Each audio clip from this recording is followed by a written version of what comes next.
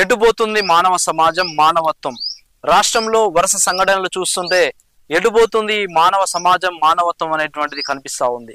తెలంగాణ, ఆంధ్రప్రదేశ్ రాష్ట్రాల్లో పరువు హత్యలు, ఆత్మహత్యలు, అక్రమ సంబంధాలు, అత్యాచారాలు, ఆస్తి కోసం హత్యలు, రియల్ ఎస్టేట్ హత్యలు, ఇంకా కొన్ని చూసినట్లయితే భర్త ఆస్తి కోసం సవతి తల్లి కూతుర్ని హత్య చేయించడం, ప్రియుడి మోజులో కన్న పిల్లల్ని చంపినటువంటి కసాయి తల్లి, అక్రమ సంబంధాలతో కట్టుకున్న భర్తను చంపినటువంటి భార్య, తాగుడుకు బానిసై భార్యను చంపినటువంటి భర్త, ఇలా ఒకటి కాదు రెండు కాదు అనేక వరుస సంఘటనలు ఎందుకు జరుగుతున్నాయి? కారణాలు ఏమై ఉంటాయి? ఒకసారి మనం చూద్దాం. ఎటుపోతుంది మానవ సమాజం? రాష్ట్రంలో వరుస సంఘటనలు చూస్తుంటే ఎటుపోతుంది మానవత్వం మానవ సమాజం అనేటువంటిది ప్రశ్నించాలని ఉంది. తెలంగాణ, ఆంధ్రప్రదేశ్ రాష్ట్రాల్లో వరుసగా పరువు హత్యలు, ఆత్మహత్యలు, అక్రమ సంబంధాలు, అత్యాచారాలు, ఆస్తి కోసం హత్యలు, రియల్ ఎస్టేట్ హత్యలు, భర్త ఆస్తి కోసం సవతి తల్లి కూతుర్ని హత్య చేయడం, ప్రియుడి మోజులో కన్న పిల్లల్ని చంపినటువంటి కసాయి తల్లి, అక్రమ సంబంధాలతో కట్టుకున్న భర్తను చంపించినటువంటి భార్య, అదేవిధంగా అక్రమ సంబంధాలతో కట్టుకున్న భార్యను చంపినటువంటి భర్త, తాగుడుకు బానిసై భార్యను చంపినటువంటి భర్త, ఈ విధంగా వరుస సంఘటనలు చూస్తుంటే కులాంతర వివాహాలు చేసుకున్నటువంటి పిల్లల్ని పరువు హత్యల పేరుతోటి ఈ విధంగా హత్యలు చేయడం అనేటువంటిది ఎంతవరకు కరెక్టు? వింత పోకడలు అనేటువంటి మానవ సమాజం ఎడిపోతుంది ఏంది అనేటువంటి విషయాల్ని ఈ విధమైనటువంటి సంఘటనల కారణాలు ఏంటిదో మనం ఒకసారి పరిశీలించి చూద్దాం.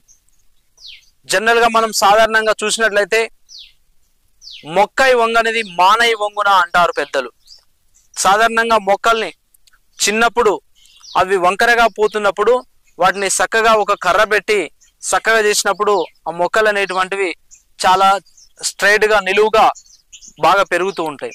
అదేవిధంగా విద్యార్థుల్ని కావచ్చు, మామూలుగా సమాజాన్ని కావచ్చు, వాళ్ళని పాఠశాల స్థాయిలోనే మనం సక్రమమైనటువంటి మార్గంలో నడిపినప్పుడు ఖచ్చితంగా వాళ్ళలో మంచి ఫలితాలను మనము ఆశించవచ్చు.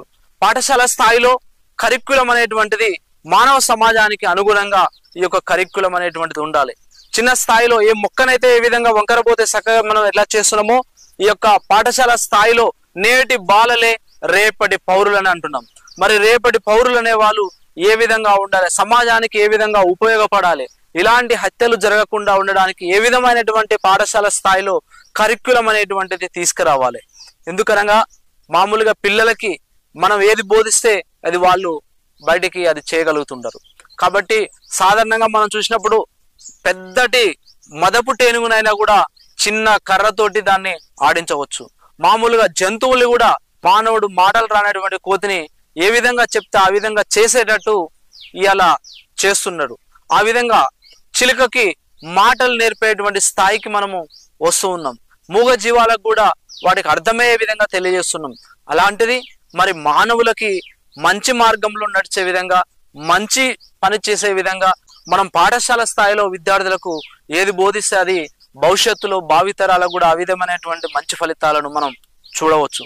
కాబట్టి నేను చెప్పేది ఏంటంటే పాఠశాల స్థాయిలో టీచర్లు కావచ్చు, సామాజిక కార్యకర్తలు కావచ్చు, తల్లిదండ్రులు కావచ్చు, అది పాఠశాల స్థాయిలో మంచిగా వాళ్ళకి విద్యాబుద్ధులని నేర్పించాలి. ఈ రోజు ఉన్నటువంటి విద్యా వ్యవస్థలో విద్యార్థులకు ఆ కరికులం అనేటువంటిది ఒకటి ఉంది, సార్లు చెప్పేది ఒకటి ఉంది. ఈ విధంగా నేను ఎందుకు చెప్తున్నాను అంటే మరి పెద్ద అయినాక వాళ్ళకి ఈ పాఠశాల స్థాయిలో ఉండదంటే చిన్నప్పుడు నేర్చుకున్నదే పెద్ద అయినాక పనికి వస్తున్నది. కాబట్టి చిన్నప్పుడే మనం మొక్కని ఏ విధంగానైతే చక్కగా నిలబెట్టడానికి మనం ప్రయత్నం చేస్తున్నామో ఇక్కడ టీచర్ అనేవాడు కూడా మానవులకి సక్రమ బుద్ధులు నేర్పించడంలో పాఠశాల స్థాయి నుంచే ప్రారంభం కావాలని చెప్పేసి నేను కోరుతా ఉన్నా. ఇటీవల జరుగుతున్నటువంటి సంఘటనలు చూస్తే చాలా విస్మయము చెందాల్సిన పరిస్థితులు మనకు దాపురించినాయి. ప్రధానంగా ఈ ఆత్మహత్యలు కానీ హత్య కోణాలు కూడా సరే, మనకు గతం నుంచి కూడా రామాయణ భారతంలో కూడా కుట్ర కోణాలు ఉన్నప్పుడు కూడా ఇంత దారుణంగా అంటే కన్న తల్లి కన్న పిల్లల్ని వేట కొడవలతో నరికి చంపడము, తర్వాత ఎత్తైన భవనాల నుంచి వాళ్ళని కింద విసిరి పారేయటం కానీ, విషమిచ్చి చంపడం కానీ, రైలు పట్టాల కింద వాళ్ళని చేతులు కాళ్ళు కట్టివేసి వాళ్ళని చంపడం, ఇట్లాంటి ఎన్నో విద్వేషపూరితమైనటువంటి అంశాలని చూస్తూ ఉంటే నిజంగా విద్యా వ్యవస్థలో ఉన్న మాకు చాలా బాధ అనిపిస్తూ ఉంది. దీనికి ప్రధాన కారణము ఇప్పుడు ఏదైతే మనకు ప్రాథమిక స్థాయిలో విద్య ఉంటుందో సుమారు 13 సంవత్సరాలు విద్యార్థులు ఒక పాఠశాల వేదిక మీద ఉంటారు. నర్సరీ, ఎల్పీపీ, యూపీపీ మొదలుకొని ఫస్ట్ టు 10th క్లాస్ అంటే సుమారు 13 సంవత్సరాలు విద్యా వ్యవస్థలో ఉంటారు. కాబట్టి ఇప్పటికే ఎంతోమంది మనకు మానసిక నిపుణులు కావచ్చు, శాస్త్రవేత్తలు కావచ్చు, ఎప్పటి నుంచో కూడా వాళ్ళు హెచ్చరిస్తూనే ఉన్నారు. కానీ ఒక 2 దశాబ్దాల కాలంగా విద్యా వ్యవస్థను మనం పరిశీలించినట్లయితే సమూలమైనటువంటి మార్పులు జరిగినాయి. ఈ యొక్క మారుతున్నటువంటి పరిణామాలు తర్వాత తల్లిదండ్రుల యొక్క అత్యాశ కూడా, ఇవాళ నేను తల్లిదండ్రులను విమర్శిస్తున్నా అని చెప్పేసి మీరు ఎవరు బాధపడద్దు. మేము కూడా పేరెంట్సే, మాకు కూడా పిల్లలు ఉన్నారు, మా పిల్లలు కూడా చదువుతున్నారు. ముఖ్యంగా తల్లిదండ్రుల యొక్క అత్యాశ వల్ల కూడా కొన్ని జరుగుతున్నాయి. దానికి తోడు కరికులం సరిగ్గా లేకపోవడం. ఒకవేళ నాలాంటి ఎవరైనా ఆదర్శ భావం ఉన్నటువంటి విద్యావేత్త ఏదైనా మాకు సామాజిక కోణంలో ఆలోచించి మా కరికులాన్ని 100% మేము ఏదైనా ఎక్స్ట్రా కరికులర్ యాక్టివిటీస్ చేద్దామంటే కూడా అసలు 80% సహకారం లేదు. ఎంతసేపటికి ఐఐటి అనేటటువంటి ఒక పేరుతోనే జరుగుతున్నటువంటి వ్యాపారము దీనికి ప్రధాన కారణం అని నేను భావిస్తూ ఉన్నాను నా అనుభవపూర్వకంగా. ఎందుకంటే ఈ యొక్క 6th క్లాస్ నుంచే కొన్ని విద్యా సంస్థలు, నేను ఇక్కడ ప్రైవేటు పాఠశాలను విమర్శించడానికి లేను, నేను ఒక విద్యావేత్తగా, ఒక అవేర్నెస్ ఉన్నటువంటి ఒక వ్యక్తిగా, ఒక సామాజిక కోణంలో స్పృహతో ఉన్న ఒక వ్యక్తిగా నేను మాత్రమే మాట్లాడుతున్నా. దయచేసి దీన్ని ఎవరు కూడా విమర్శగా తీసుకోవద్దు. కానీ మేధావులు, తల్లిదండ్రులు పెద్ద మనసు చేసుకొని ఆలోచించాల్సిన అవసరం ఉన్నది. 6th క్లాసునే పిల్లవానికి తెలుగు, హిందీ, సోషల్, ఇంగ్లీషు ఈ సబ్జెక్ట్స్ మొత్తం కూడా బంద్ చేసి ఓన్లీ ఐఐటి అంటే మ్యాథ్స్, సైన్సే. ఇక వాడికి ఆదివారం అనేది లేదు, పండగలు లేవు, సెలవులు లేవు, సమ్మర్ హాలిడేస్ లేవు, వాడికి సంగీతం అంటే తెలియదు, వాడికి ఆటపాటలు లేవు, డ్రామా లేదు, మోరల్ ఎడ్యుకేషన్ లేదు. ఎంతసేపటికి మ్యాథ్స్ అండ్ సైన్స్ ఈ 2 సబ్జెక్టుల వెంబడి పడి వాడి యొక్క బాల్యాన్ని ఛిద్రం చేసినటువంటి పరిస్థితులు మనకు ఎక్కువ కనబడుతున్నాయి. మరి ఈ పరిస్థితి ఇట్లనే కొనసాగితే కనుక రేపు దేశమే నిర్వీర్యమైనటువంటి పరిస్థితి వస్తుంది. దేశమే నిర్వీర్యమవుతుంది. ఒక పక్క చూస్తే మనకు చుట్టూ శత్రు దేశాలు ఉన్నాయి, వాళ్ళు ఎంత ఫెరోషియస్గా వస్తారు మన మీదకి. కానీ ఇవాళ మన పిల్లల్ని చూస్తే 90% మంది పిల్లలకు కనీసం నడక కూడా ప్రాపర్గా లేదు. కనీసం బాడీ లాంగ్వేజ్ ఉందా? ఒక ఆట ఉన్నదా? మరి మేము చదువుకునే రోజులలో నిత్యము మాకు చదువుతో పాటు ఆటలు ఉండేవి. ఆట ఆడినప్పుడు ఒక కబడ్డీ ఆడితే మనం కింద పడితే ఒక కాలికో చెయ్యికో గాయం అయితే ఆ నొప్పి అంటే ఎట్లా ఉంటుంది, బాధ అంటే ఎట్లా ఉంటుంది అనేది మాకు తెలిసేది. తర్వాత గెలిచినప్పుడు ఆ గెలుపుని ఎట్లా ఆస్వాదించాలి, ఓడిపోయినప్పుడు ఓటమిని ఎట్లా తట్టుకోవాలి అనేటటువంటి అంశాలన్నీ కూడా మాకు సహజ సిద్ధంగానే బోధపడేవి. ఓ చెట్టు ఎక్కుతాము, చెట్టు మీద కింద పడతాము, అప్పుడు ఒక నొప్పి అనేది తెలిసేది. అందులో ఉన్నటువంటి థ్రిల్ని కూడా ఎంజాయ్ చేసేది. ఆ నొప్పిలో ఉన్నటువంటి బాధనే కాకుండా ఆ చెట్టు ఎక్కినటువంటి థ్రిల్ని కూడా మేము ఆస్వాదించినటువంటి పరిస్థితులలో స్థితప్రజ్ఞ అనేది ఏదైతే ఉన్నదో అది మాకు సహజ సిద్ధంగా ఈ ప్రకృతిలోనే మమేకమై మనకు ఆ జనరేషన్లో మాకు అందింది. కానీ మరి ఇవాళ చూస్తే ఇవాళ పరిస్థితి అసలు స్థితప్రజ్ఞ అనేటటువంటి అంటే ఇక్కడ మెంటల్ బ్యాలెన్స్ అంటే కష్టం వచ్చినా దుఃఖం వచ్చినా కూడా దాన్ని ఏ రకంగా మనము పరిష్కరించుకోవాలి, ఎప్పుడు కూడా ఒకే స్థితిని ఎట్లా మనం కొనసాగించాలంటే అంశంలో ఇవాళ సమాజం పూర్తి స్థాయిలో విఫలమైందని చెప్పొచ్చు. కాబట్టి మరి ప్రియమైన తల్లిదండ్రులారా మీరు దృష్టి పెట్టండి. పిల్లలకు ఫైన్ ఆర్ట్స్ ఉండాలి. ముఖ్యంగా ఫైన్ ఆర్ట్స్లో ఏదో ఒకటి, వానికి సంగీతంలో ఎన్నో ఉన్న ఇన్స్ట్రుమెంట్స్ ఈ సమ్మర్ హాలిడేస్ వచ్చినాయి, వాళ్ళకి కనీసం ఆ ఫైన్ ఆర్ట్స్ మీద ఉన్నట్లయితే ఎప్పుడైనా వానికి మానసిక ఒత్తిడి కలిగినప్పుడు వాడు ఏదో ఒక మ్యూజిక్ ఫైన్ ఆర్ట్స్ మీద ఉండి ఆ యొక్క మానసిక ఉల్లాసాన్ని పొందుతాడు, ఒత్తిడి అనేది తగ్గుతుంది. కాబట్టి పిల్లలకు ఎక్స్ట్రా కరిక్యులర్ యాక్టివిటీస్తో పాటు 10th క్లాస్ వరకు ఆల్రౌండ్ డెవలప్మెంట్ అవసరము.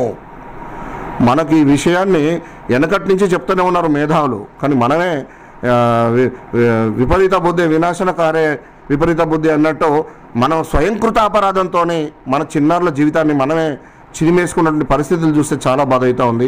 ఇంకా మనం చూసినట్లయితే కళాశాల స్థాయిలో విద్యార్థులకు చట్టాలపైనటువంటి అవగాహన అనేటువంటిది కల్పించాలి. చట్టాలలో ఏది చేస్తే తప్పు, ఏది చేస్తే ఒప్పు అనేటువంటిది చట్టాలను కూడా కళాశాల స్థాయిలో తీసుకొచ్చినప్పుడే విద్యార్థులకు కళాశాల స్థాయిలో ఉన్నటువంటి అప్కమింగ్ జనరేషన్, మ్యారేజ్ కి వెళ్ళేటువంటి జనరేషన్, డిగ్రీ స్థాయిలో మ్యారేజ్ కి వెళ్ళేటువంటి జనరేషన్ ఏదైతే ఉంటుందో వాళ్ళకి అర్థమవుతుంది. పలానా వ్యక్తిని డబ్బు కోసం చంపితే కటకటాల పాలవుతామనేటువంటి విషయాన్ని ఆ చట్టాలను కళాశాల స్థాయిలో నేర్పించినట్లయితే ఖచ్చితంగా వాడు సక్రమ మార్గంలో ఉండడం జరుగుతుంది. మరి అత్యాచారాలు చేసినట్లయితే చిన్నపిల్లలు కావచ్చు, ఈ విధంగా అక్రమ సంబంధాలు చేసినట్లయితే పలు చట్టాలపైన అవగాహన కల్పిస్తే ఖచ్చితంగా తప్పు చేసినట్లయితే జైలు శిక్ష అనుభవించాల్సి వస్తుంది, ఉరి శిక్ష పడుతుంది అనేటువంటి ఈ యొక్క విషయాలన్నీ కూడా ఆ యొక్క కళాశాల స్థాయిలో తెలియజేసినట్లయితే వాళ్ళు మారే అవకాశం ఉంది. ఇలాంటి విషయాలు తప్పు చేయకుండా సమాజం అనేటువంటి మానవత్వం వైపు ఆలోచించే విధంగా ఉంటుంది. కాబట్టి కళాశాల స్థాయిలో ఏది తప్పు, ఏది ఒప్పు, ఏది చట్టం, ఏది తప్పు అనేటువంటి దాన్ని, ఈ చట్టాలను మనము అవగాహన పెద్ద సంఖ్యలో పెద్ద స్థాయిలో చేసినట్లయితే ఈ యొక్క అక్రమ సంబంధాలు కావచ్చు, ప్రియుడి మోజులో కట్టుకున్న భర్తను చంపి, మొన్ననే మనం చూసాము ఈ యొక్క అమీన్పూర్ అనేటువంటి ఘటనలో కన్న తల్లి 3 పిల్లల్ని టవాల్ పెట్టి ఉరేసి చంపినటువంటి ఘటన చూస్తుంటే ఆ కసాయి తల్లిని ఏం చేయాలా అనేటువంటి సమాజం ఆలోచిస్తూ ఉంది. ఇవాళ సమాజంలో నేరాలు చాలా పెద్ద ఎత్తున జరుగుతూ ఉన్నాయి. అతి దారుణంగా నరికి చంపుతూ ఉన్నారు. ఒకవైపు పోక్సో లాంటి చట్టాలు ఉన్నప్పటికీ కూడా చిన్న పిల్లల పైన కూడా అత్యాచారాలు ఒకవైపు, ఇంకొక వైపు మర్డర్. అవి ఎంత పాశవికంగా జరుగుతున్నాయంటే హత్యలు, ఎలాంటి భయం వాళ్ళలో, ఈ హత్య చేస్తే శిక్ష పడుతుంది అనే భయం కూడా లేకుండా అతి దారుణంగా నరికి చంపడం ఒకవైపు అయితే, చిన్న పిల్లల పైన అత్యాచారాలు, అత్యాచారాలు చేసి వదిలేస్తే ఆ విక్టిము రేపు కోర్టులో వచ్చి సాక్ష్యం చెప్తుందన్న ఉద్దేశంతో నేరస్తుడు ఒక అడుగు ముందుకేసి హత్య చేసిన తర్వాత అంతం చేస్తున్నారు, చంపేస్తున్నారు. అంటే సాక్ష్యాధారాలు లేకుండా కూడా వాళ్ళు హత్యా నేరాలకు పాల్పడుతున్నారు. ఇంకొక వైపు కుల దురంకార హత్యలు పరంపరం కొనసాగుతూనే ఉన్నాయి. చట్టాలు ఎంత పదునైనప్పటికీ ఉన్నప్పటికీ కూడా కుల దురంకారాలను, కులపరమైన హత్యలను హానర్ కిల్లింగ్ అని సుప్రీంకోర్టు చెప్పినప్పటికీ కూడా వీటికి రేరెస్ట్ ఆఫ్ రేర్ కేసు కింద ట్రీట్ చేయాలి.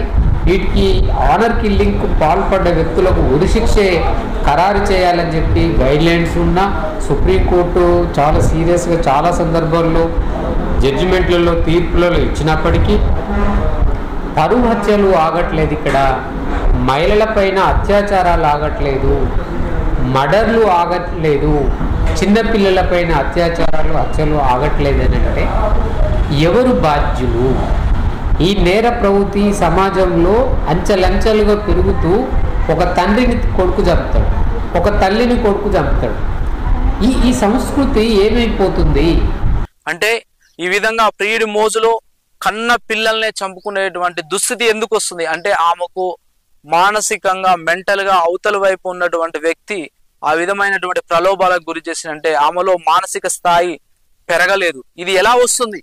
ఈ మానసిక స్థాయి అనేటువంటిది ఏ విధంగా పెంపొందించుకోవాలి అనేటువంటిది కొన్ని సైకలాజికల్ క్లాసులు, చట్టాలపైన అవగాహన ఉన్నప్పుడే ఖచ్చితంగా, ఎందుకంటే చంపినప్పుడు ఖచ్చితంగా జైలుకు పోవాల్సిన అవసరం ఉంటుంది, ఖచ్చితంగా జైలుకు పోవాలి.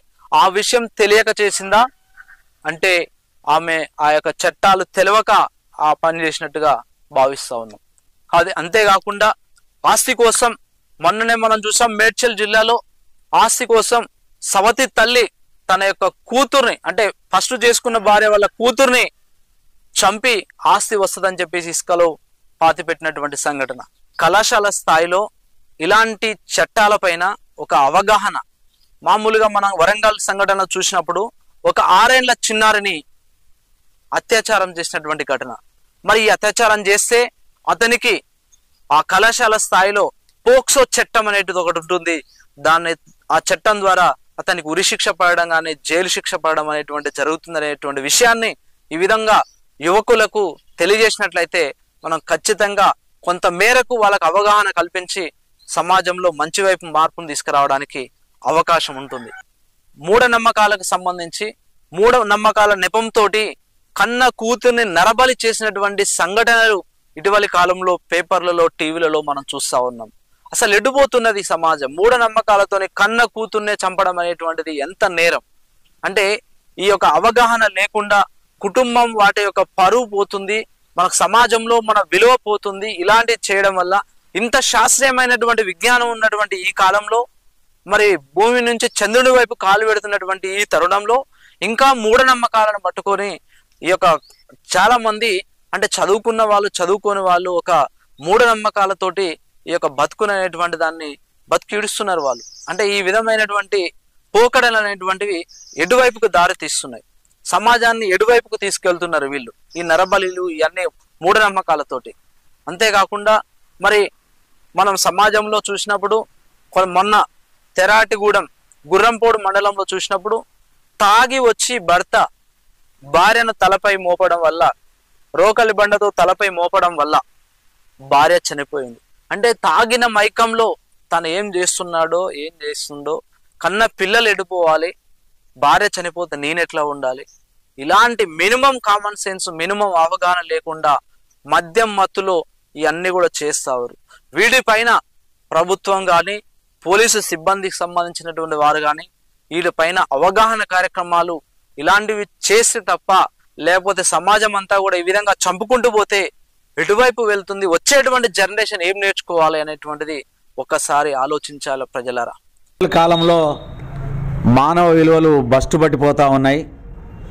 మనిషిని చంపుకునేటువంటి అనాగరిక చర్యలు బాగా పెద్ద ఎత్తున వస్తున్నాయి. అది చిన్నపిల్లల కాంచి మొదలు పెడితే వృద్ధుల దాకా అఘాయిత్యాలు జరుగుతున్నాయి, అత్యాచారాలు జరుగుతున్నాయి. అసలు విలువలు అనేటువంటి లేకుండా చంపుకునేటువంటి పరిస్థితి దాకా వస్తున్నది. ప్రియుడితో కలిసి భార్య భర్తను హత్య చేసిన ఘటన, ప్రియుడి కోసం తన ఈ 3 పిల్లలను కొడవలతో నరికి చంపిన ఘటన, కులాంతర వివాహం చేసుకున్న వాళ్ళను అత్యంత దారుణంగా చంపిన ఘటన, సూర్యాపేటలో మాల బంటి అనేటువంటి అత్యంత దారుణంగా హత్య. అదే రకంగా నిడవనూరు మండల కేంద్రంలో మల్లేశ్వరి అనేటువంటి అమ్మాయిని ప్రేమించి పెళ్లి చేసుకుందామని చెప్పి మోసం చేసి ఆమెను మానసికంగా వేదన గురి చేసి చంపేటువంటి కుట్ర. ఇవన్నీ కూడా ఈ సమాజంలో ఏం తెలియజేస్తూ ఉన్నాయి అంటే, భవిష్యత్ తరాలకు ఈ సమాజంలో ఉన్నటువంటి నైతిక విలువలను అందించేది పోయి అత్యంత దుర్మార్గమైనటువంటి చర్యలకు పాల్పడుతున్నారు. దీనికి ప్రధానమైనటువంటి కారణం ఏమిటి అని అన్నప్పుడు, బేసికల్గా చదువుకున్నటువంటి విద్యార్థుల కానించే క్రమశిక్షణ దప్పుతున్న పరిస్థితి కనిపిస్తున్నది. ఒక పాఠశాల టీచరు ఒక స్టూడెంట్ను సక్రమంగా పెట్టాలని ఒక దెబ్బ కొడితే తల్లిదండ్రులు పంతుల మీద దాడి చేసే ఘటనలు మనం చూస్తున్నాం. అట్లాగే చాలా పెద్ద ఎత్తున గంజాయికి తాగుడుకు బానిసలు అవుతున్న పరిస్థితి చూస్తున్నాం. దీనివలన వాడికి తల్లి చెల్లి ఎవరు అనేటువంటి తెలిసేటువంటి పరిస్థితి కూడా లేకుండా పోయినాయి. కాబట్టి ఇట్లాంటి అనేక అఘాయిత్యాలు జరుగుతున్నటువంటి పరిస్థితి కనిపిస్తున్నది. దీన్ని పెద్ద ఎత్తున ప్రజల్లో చైతన్యం తీసుకురావాల్సిన అవసరం ఉంది. పౌర సమాజం ఒక పోలీసులే ఒక చట్టాలు చేస్తాయనేది కాదు, ఎవరింట్లో వాళ్ళు క్రమశిక్షణ నేర్పాల్సినటువంటి అవసరం ఉంది. ఎవరి పిల్లలకు వాళ్ళ తల్లిదండ్రులు వాళ్ళకు సంబంధించినటువంటి గౌరవ మర్యాదలను నేర్పాల్సినటువంటి అవసరం ఉంది. ఇట్లా మానవ విలువలు నేర్పడం వల్లనే ఈ సమాజంలో మార్పు వస్తుంది. ఇట్లాంటి అఘాయిత్యాలు జరగకుండా పరిస్థితి కనిపిస్తుంది. ఆ రకంగా అట్లాంటి ప్రయత్నం చేయాలి. భవిష్యత్తులో ఇవన్నీ జరగకుండా చూడాలని అన్నప్పుడు పెద్ద ఎత్తున ప్రజల్లో చైతన్యం చేయాలి. మరి ఇవన్నీ సంఘటనలు కూడా ప్రియుడి మోజులో భర్తను చంపిన భార్య కావచ్చు, ఆస్తి కోసం ఒక వ్యక్తిని చంపినటువంటి సందర్భం కావచ్చు, డబ్బు కోసం రియల్ ఎస్టేట్ దందాలో ఒక వ్యక్తిని లేపేసే డబ్బు వస్తుందనేటువంటి ఆశతోటి మరి ఇవన్నీ కూడా చచ్చిపోయేటప్పుడు ఏం తీసుకుపోతాం మనం అంటే, చట్టాలపైన అవగాహన లేకపోవడం వల్ల నువ్వు జైలు పాలవుతున్నావు, ఉరిశిక్షలు అనుభవిస్తున్నావు. మొన్ననే మనం మిర్యాలగూడ అటనలో చూసినప్పుడు డబ్బు కోసం వాళ్ళు హత్య చేస్తే వాళ్ళు ఇవాళ యావజ్జీవ కారాగార శిక్ష అనుభవిస్తున్నారు. అమృత ప్రణయ్ కేసులో చూసినట్లయితే అంటే చట్టం ముందు అందరూ సమానులే, ఖచ్చితంగా తప్పు చేస్తే శిక్షించబడతాం అనేటువంటి ఒక సత్యాన్ని తెలియజేసినట్లయితే మానవులలో కొంతవరకు మార్పు వస్తుందని చెప్పేసి నేనైతే భావిస్తా ఉన్నా. మరి డబ్బు గురించే చూసినట్లయితే చనిపోయేటప్పుడు డబ్బు మీద వేసుకపోతామా? వేసుకపోం. పుట్టేటప్పుడు ఏం తీసుకురాం, చనిపోయేటప్పుడు ఏం తీసుకపోం. ఈ యొక్క సూత్రం అనేటువంటిది తెలుసుకోవాలి. డబ్బు అనేటువంటిది శాశ్వతం కాదు. జనరల్ అలెగ్జాండర్ ఒక కథ చెప్పాడు. ఏమనంటే, ఆయనకు ఎంతో ధనవంతుల కుటుంబంలో పెరిగినటువంటి అలెగ్జాండర్, ఆయనకు అన్ని ఆడంబరాలు, కారు గీరు అన్ని చాలా ఉండి బడికి పోవాలంటే కారులోనే వెళ్ళి రావడం, ఇంత ఆడంబరాలు ఉన్నటువంటి అలెగ్జాండర్ మామూలుగా పేద ప్రజలు వస్తే ఆయన దగ్గరికి తీసేవాడు కాదు. చాలా వరకు కోపిష్టిగా ఉండేవాడు. చివరికి తనకు అనారోగ్యం వచ్చింది ఒకసారి. తనకున్న డబ్బంతా కూడా ఆరోగ్యం కోసం ఖర్చు చేయడం జరిగింది. చిల్లి గవ్వలేదు. చివరికి ఆయన చనిపోయే ముందు ఒక మాట చెప్పాడు, గుర్తు చేసుకోవాలి. డబ్బు ఉండి ఇన్ని అనుభవించి నేను చివరికి అనారోగ్యంతో చనిపోతున్నా, నాకు మంచి పేరు లేదు, నేను నా యొక్క రెండు చేతుల్ని కూడా పాడ మీద బయటికి ఉంచి నా మిగిలిన ఆస్తి ఏదైతే ఉందో అవి కూడా మన శవం మీద చల్లండి అని చెప్పేసి పైసలను చల్లడం జరిగింది. అంటే దీని ద్వారా తెలుసుకునే నీతి సూత్రం ఏంది, ఇక్కడ ఎంత సంపాదించినా కూడా తన వెంట రాదు, ఖాళీ చేతులతో వెళుతున్నా అని అలెగ్జాండర్ చెప్పినటువంటి కథ మీరందరూ కూడా గుర్తు చేసుకోండి. మీ యొక్క జీవితాలను బాగు చేసుకోండి. రాష్ట్రంలో పరువు హత్యలు రోజు రోజుకు పెరిగిపోతా ఉన్నాయి. ఇటీవలి కాలంలో సూర్యాపేటలో ఒక పరువు హత్య జరిగింది. అంత ముందుకు మనం 5 సంవత్సరాల క్రితం మిర్యాలగూడ అమృత ప్రణయ్ పరువు హత్య జరిగింది. నేడు ఈరోజు కడపలో ఆంధ్రప్రదేశ్లో ఒక పరువు హత్య జరిగింది. ఎందుకు పరువు హత్యలు తీసుకుంటున్నారు? ఇక్కడ ఉన్నటువంటి కులం అనేటువంటి దానితోటి ఇలా మానవులు అనేటువంటి వారు చెడిపోతున్నారు, సమానత్వాన్ని సాధించలేకపోతున్నారు. అంబేద్కర్ చెప్పాడు, కులం పునాదుల మీద జాతిని గాని నీతిని గాని నిర్మించలేమని చెప్పాడు. కాబట్టి కులాన్ని పట్టుకొని నిన్ను కోస్తే పాలు వస్తాయి, నన్ను కోస్తే రక్తం వస్తుందా? ఎవరు వచ్చినా కూడా అది కులం అనేటువంటిది కేవలం మన ఆచారాల ప్రకారం పెట్టుకున్నటువంటిదే తప్ప చంపాలని కాదు. ఇది చంపి ప్రాణాలు తీసుకొని జైలు శిక్షలు అనుభవించి మన యొక్క కుటుంబ పరిస్థితి పరువు రోడ్డు మీద బజారు మీద వేసినట్టుగా ఎందుకు చేసుకోవాలి? ఒకవేళ మేజర్లు అయి ఉండి పెళ్లి చేసుకొని మంచిగా ఉంటే ఉండనివ్వాలి. ఎన్నో కులాంతర వివాహాలు జరిగినాయి, అయినా కూడా చంపుకోలేదే. ఇవాళ వాళ్ళు ఆదర్శంగా నిలబడ్డారే. మరి అలాంటిది మరి విద్యాబుద్ధులు జాబులు ఉన్నటువంటి వారు, మంచి సామాజికంగా అవగాహన ఉన్న వాళ్ళు చేసుకున్నప్పుడు ఈ కులం పేరుతోటి పరువు హత్యలు చేయడం అనేటువంటిది చట్టరీత్యా నేరం. కాబట్టి ఎవ్వరు కూడా ఇలాంటి వాటిని ప్రోత్సహించొద్దు. ప్రోత్సహించిన వాళ్ళు కూడా రేపు ఏదైనా జరిగితే వాళ్ళు కూడా జైలు శిక్ష అనుభవించక తప్పదు. కాబట్టి ఎవ్వరు కూడా ఇలాంటి పరువు హత్యలు అనేటువంటివి చేయకుండా కలిసిపోయి ఉండాలి, కలిసిమెలిసి ఉండాలి, అంతే తప్ప నేటి సమాజంలో చిన్న పిల్లల కానిచ్చి పెద్దల దాకా పెళ్ళి అయ్యి పిల్లలు ఉన్న వాళ్ళ దాకా కూడా సమాజం అంతా ఆగమాగమవుతుంది. వాళ్ళకు మోరల్ వాల్యూస్ తెలియకుండా వాళ్ళకు చిన్నప్పటి నుంచి స్కూల్ నుంచి ప్రైమరీ నుంచి హై స్కూల్ దాకా చెప్పకుండా వాళ్ళని పెంచడం ద్వారా చాలా అనర్థాలు జరిగిపోతున్నాయి. మనం సోషల్ మీడియాలో మామూలుగా పేపర్లో టీవీలో రోజు ప్రతినిత్యం ఎన్నో అగత్యాలు జరుగుతున్నాయి. పిల్లలు సూసైడ్ చేసుకోవడం, లేకపోతే భార్యాభర్తల మధ్య తగాదాలు రావడం, అన్నదమ్ముల మధ్య ఆస్తి పంపకాలలో తగాదాలు రావడం, ఇలా చాలా విషయాలలో మానవులు మరీ విచక్షణ కోల్పోయి చాలా ఘోరంగా ప్రవర్తిస్తున్నారు. అంటే వచ్చే సమాజానికి వాళ్ళు మంచి చెప్తురా చెడు చెప్తున్నా అనేది అర్థం కావట్లేదు. కాబట్టి ఈ మోరల్ వాల్యూస్ అనేది లేకపోవడం వలన ఈరోజు కొన్ని విషయాలు చూస్తే భార్యాభర్తల మధ్య తగులు వచ్చి విడిపోవడం, ఆ పిల్లలు అనాథలుగా మారడం, ప్లస్ లేడీసు అటు జెంట్స్ ఎవరికి వాళ్ళే బతుకుంటా వాళ్ళు కొన్ని విషయాలలో పిల్లలను చంపి వాళ్ళు చచ్చిపోయేటువంటి పరిస్థితి వస్తుంది. ఇదంతా ఎందుకు జరుగుతుందంటే మానవ సమాజం ఒక మోరల్ వాల్యూస్తోని ముడిపడలేకపోవడం ముఖ్య కారణం. అంటే మన కుటుంబ భవిష్యత్తు, కుటుంబం యొక్క ఆవశ్యకత తెలియకపోవడం, ఇదంతా మన చిన్నప్పటి మన అమ్మమ్మలు, నాయనమ్మలు, మన తాతయ్యలు, మన పెదనాన్నలు వీళ్ళంతా వాళ్ళకు మనం చెప్పేది, మనకు మంచి విషయాలు చెప్పేది, వాళ్ళ చెప్పు చేతల్లో మనం పెరిగినాం. కానీ ఇప్పుడు ఎవరికి వాళ్ళే ఏమన్నా తీరైనట్టుంది. వాళ్ళకి చెప్పే పరిస్థితి లేదు, అత్తమామలు చెప్పేది లేదు, అమ్మాయి చెప్పేది లేదు. వాళ్ళ పెళ్ళి ఏంటంటే బయట పోతారు, వాళ్ళ సంసారం వాళ్ళు బతుకుతున్నారు. కానీ ఒక ఉమ్మడి కుటుంబం అనే విషయం కూడా లేకుండా అవుతుంది సమాజంలో. దీనివలన చాలా క్రైమ్ పెరుగుతుంది. ఈ సమాజం ఒక కుటుంబం సౌలభ్యంగా చక్కగా ఒక ఉన్నతంగా స్థాయికి ఎదిగేటువంటి పరిస్థితి లేకుండా అవుతుంది. ఎన్ని ఆస్తులు అంతస్తులు ఉన్నా కూడా, ఎంత డబ్బు సంపాదన ఉన్నా కూడా మీరు జరగరాని సంఘటన చేసినట్లయితే ఖచ్చితంగా మీరు చట్టం ముందు సమానులే, తప్పక జైలు శిక్ష అనుభవించక తప్పదు, ఊసలు లెక్క పెట్టక తప్పదు. కాబట్టి ఎవ్వరు కూడా ఇలాంటి చంపడాలనేటువంటిది నిషేధించాలి, చంపడం అనేటువంటిది మానుకోవాలి. అవసరమైతే చెప్పు, వింటే ఊకో, లేకపోతే లేదు. అంతేకాని చంపి ప్రాణాలు తీసి నీవు అవతల సైడ్ ఆ కుటుంబం బాధపడుతుంది, ఇటు సైడ్ ఈ కుటుంబం బాధపడుతుంది.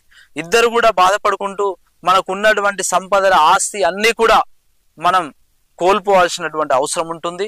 అంతేకాకుండా మన పరువు బదానికి ఇడిపోయి రేపు నాడు మనం ముఖం చూపించలేనటువంటి పరిస్థితి.